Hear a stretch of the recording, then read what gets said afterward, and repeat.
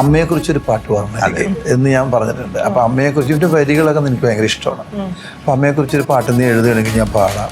എനിക്ക് കാരണം അമ്മ ഭയങ്കര സംഭവമാണ്. ഞാൻ എന്നോട് ഇവൻ പാടാമോ എന്ന് ചോദിച്ചപ്പോൾ ഞാൻ പറ്റുന്നതാണെങ്കിൽ പാടാം, എനിക്ക് കഴിയുന്നതാണെങ്കിൽ ഞാൻ പാടാം. കാരണം എല്ലാ പാട്ടും എനിക്കൊണ്ട് പാടാൻ പറ്റുന്നില്ല. ഒരു പൈസ തരില്ല, അതാണ് ഫ്രീ കിക്ക്. അതേത് പറയുന്നത് ഞാൻ വിചാരിച്ചു. കണ്ട കളികളിൽ രാജ കാൽപന്തിന്റെ നാടാ. ഭൂമി ഒരു പന്തായി മാറി, ലോകമൊരു കണ്ണായി മാറി, കണ്ണുകൾ കാലായി മാറി, കാലുകൾ തീയായി മാറി, കാണികൾ കാടായി മാറി, കാറായി മാറി, വാറായി മാറി.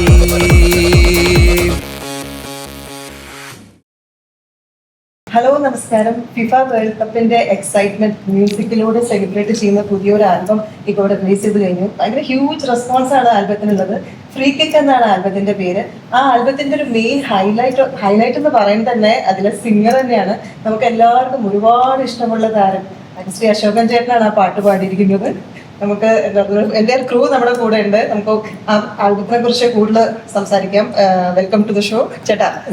പാട്ട് എന്ന് പറഞ്ഞിട്ടുണ്ടെങ്കിലല്ലോ, എന്താ പറയാ, ഒരു ഭയങ്കര എനർജി എന്ന് പറഞ്ഞാൽ ഭയങ്കര പവർ പാക്ട് എനർജി ആയിട്ടാണ് ചേട്ടൻ പാട്ട് പാടി വെച്ചിരിക്കുന്നത്.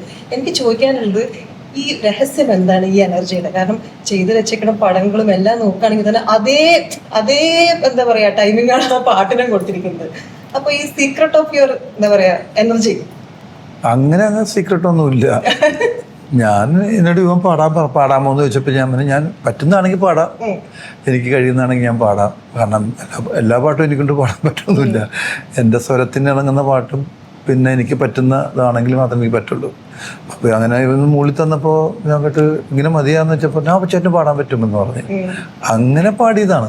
കാരണം ഈ പാട്ട് സ്ലോ പിച്ചെന്ന് നേരെ ഹൈ പിച്ചിലോട്ടാണ് പോണത്. അപ്പൊ അതെങ്ങനെയായിരുന്നു? അത് ഈസി ആയിരുന്നോ, സ്ട്രെയിൻ ഉണ്ടായിരുന്നോ? ഇല്ല, ഞാൻ പറഞ്ഞു ഒരുപാട് ഹൈപ്പിച്ചാണെങ്കിൽ പാടാൻ പറ്റില്ല. അപ്പോൾ എന്നോട് പറഞ്ഞ് അങ്ങകലെ എന്നുള്ളൊരു പാട്ട് പാടിയതല്ലേ, പിന്നെ അത് പാടാൻ പറ്റില്ല. അത് പാടിയതാണ്. പക്ഷെ അങ്ങനെ ഇവൻ പാടി തന്നു, ഞാനത് കേട്ട് പാടി. ആ സെയിം വൈബ് സ്റ്റുഡിയോയിൽ ഉണ്ടായിരുന്നു. കാരണം ഇത് മൊത്തം ജെൻസി കിഡ്സിന്റെ ഒരു വിഷ്വൽസ് കംപ്ലീറ്റ് യൂത്ത്ഫുൾ വൈബ്സ് ആണ്.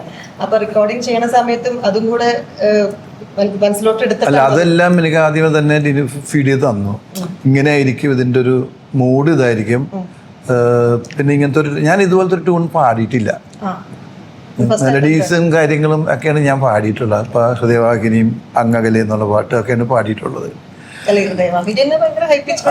പിച്ചാണ്, അതെ, അങ്ങകലെയും നല്ല പിച്ചാണ്.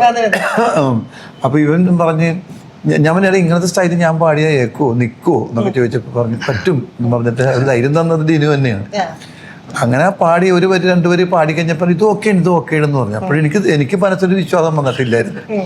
പിന്നെ പാടി ഒരു ഗ്യാങ് ഉണ്ടായിരുന്നു ഇവർക്ക്. ആ ഗ്യാങ് എല്ലാം കൂടി കുറച്ച് കേട്ട് കഴിഞ്ഞപ്പോൾ അവർ പറഞ്ഞു നന്നായിട്ടുണ്ട്, ഇത് മതി എന്ന് പറഞ്ഞപ്പോൾ അങ്ങനെ ഈ പിച്ച് തന്നെ മതിയല്ല. പാറ്റേൺ ആണ്, എനിക്ക് ആ സ്റ്റൈല് കിട്ടിയില്ലെങ്കിലേ പിച്ച് നമുക്ക് പിന്നെ എങ്ങനെയെങ്കിലും ഒക്കെ ഒപ്പിക്കാം.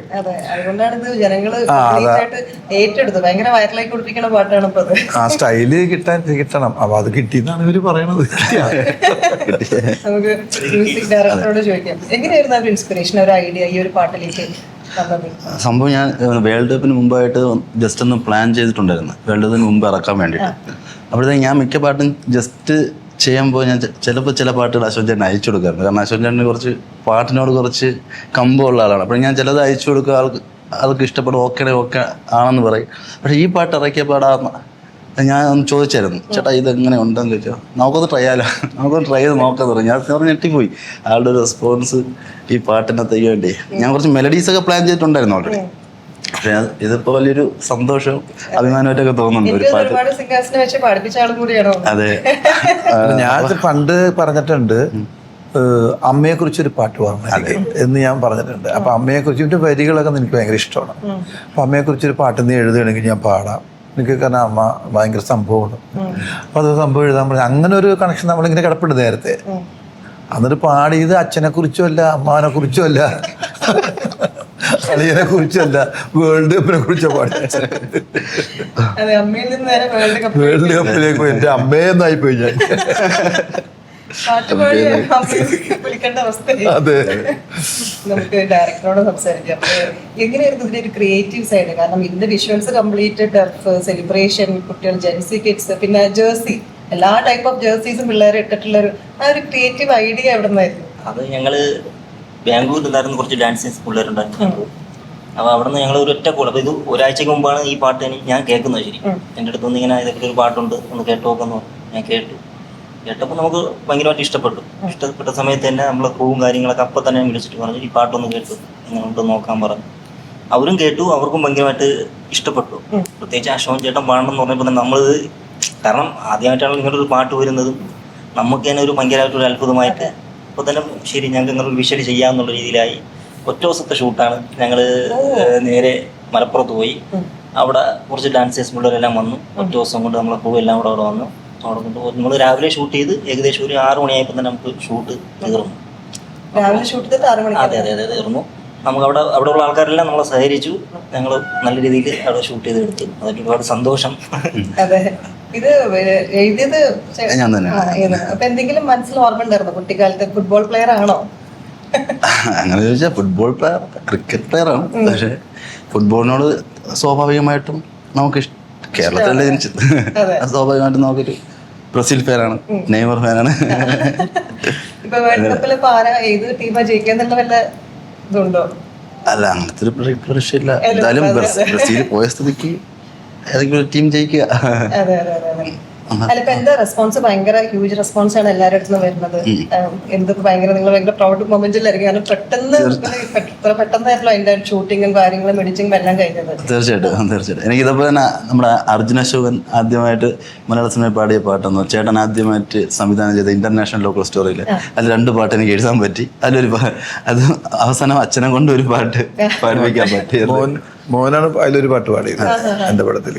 നല്ലൊരു പാട്ട്. അപ്പൊ ഇപ്പൊ അച്ഛനെ കൊണ്ടും പാടിച്ചു. അതായത് എന്റെ ജീവിതത്തിലെ ഏറ്റവും വലിയ അഭിലാഷം, 2 പേരെ കൊണ്ടൊരു പാട്ട് ഞാൻ പാടിപ്പിക്കും. ചേട്ടന്റെ പാട്ട് കേട്ടിട്ട് ചേച്ചിയും മക്കളൊക്കെ എന്ത് പറയണം? ഇങ്ങനെ കഴിഞ്ഞിട്ട് വാന്ന് പറഞ്ഞേക്കെ ഇഷ്ടമായി അവർക്ക്.